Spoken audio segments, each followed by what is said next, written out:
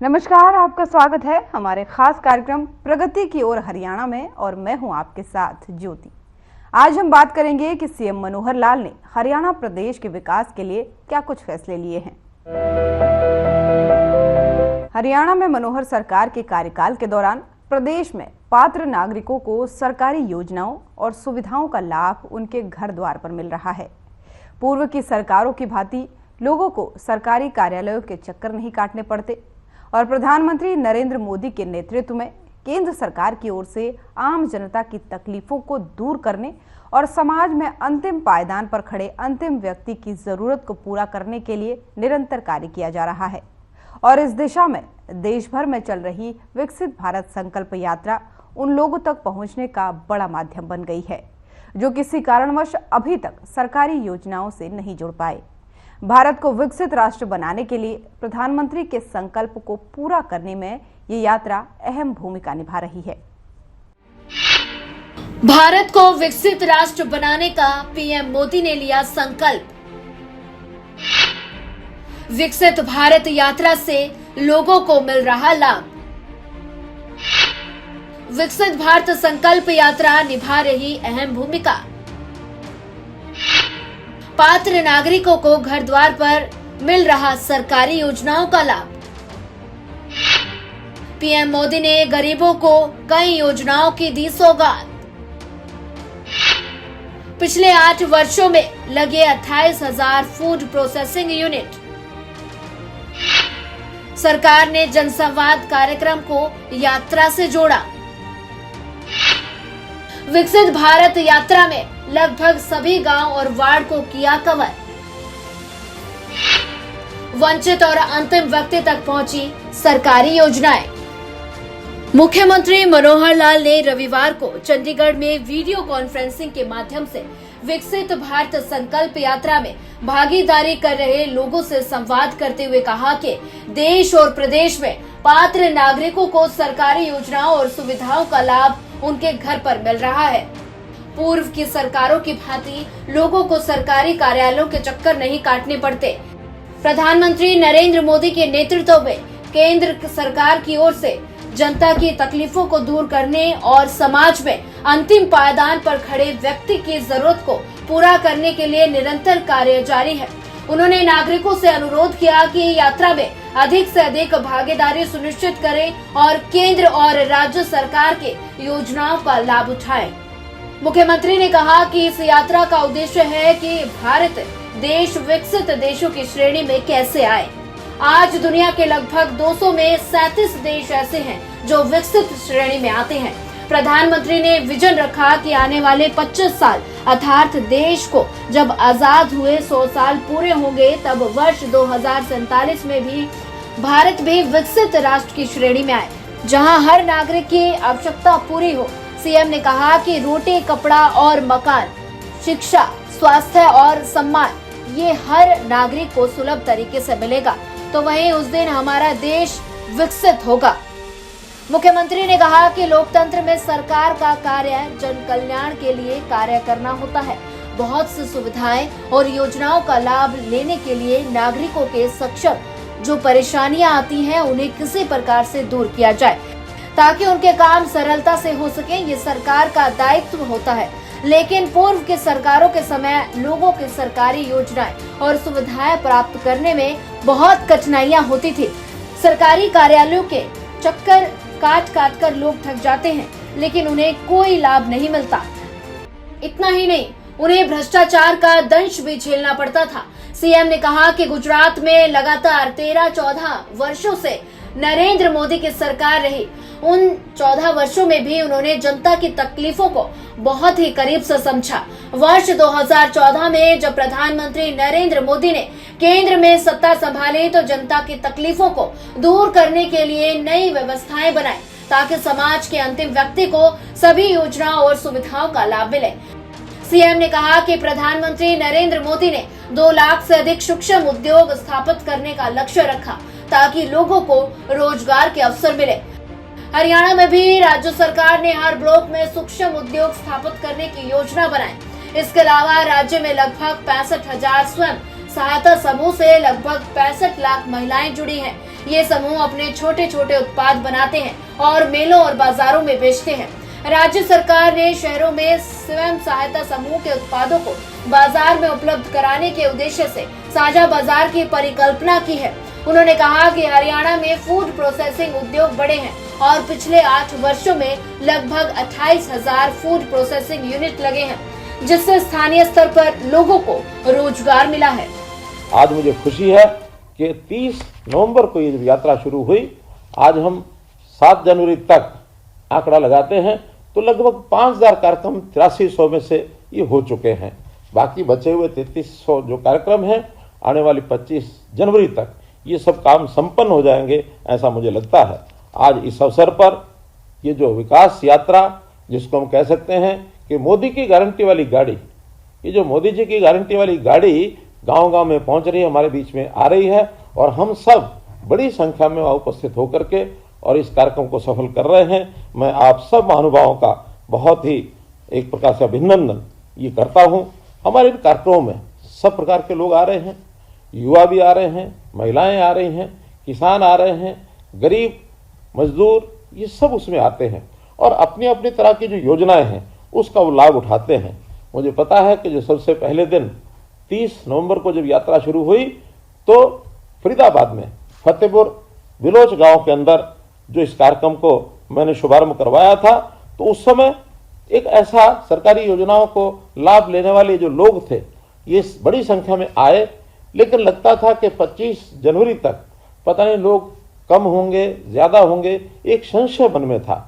लेकिन आज 38 दिन पूरे होने के बाद और ये जो कार्यक्रमों का मैंने देखा है, यानी अभी तक लगभग इस समय हमारे जो 35 लाख लोग इन कार्यक्रमों में भाग ले चुके हैं और इन 35 लाख लोगों में भी 29 लाख लोग ऐसे हैं जिन्होंने स्वयं संकल्प लिया है, शपथ ली है।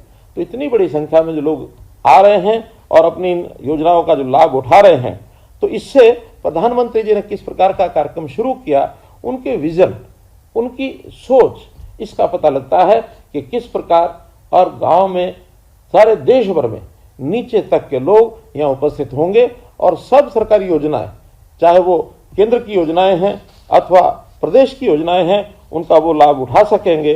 तो एक बहुत बड़ा कार्यक्रम प्रधानमंत्री जी की सोच का ये हमको दिख रहा है।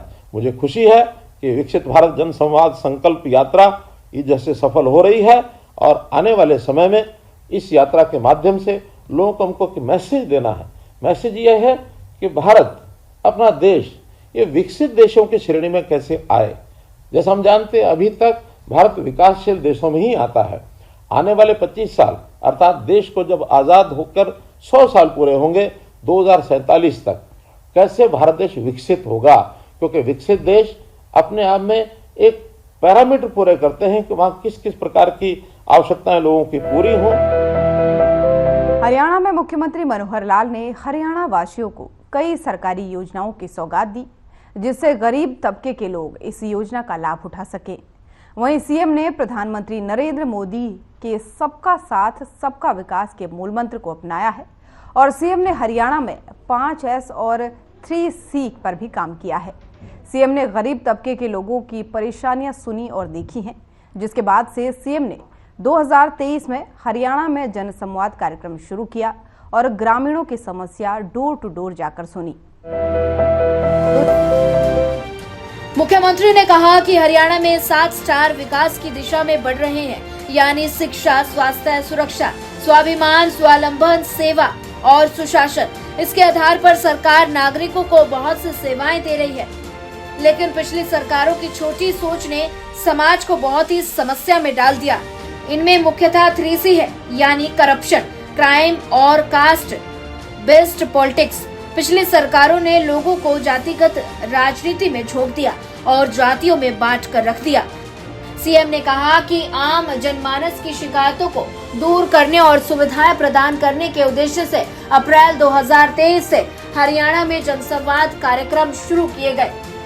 लगभग 115 कार्यक्रम उन्होंने स्वयं किए और अन्य मंत्रीगण, सांसदों और विधायकों की ओर से जनसंवाद के कार्यक्रम किए गए।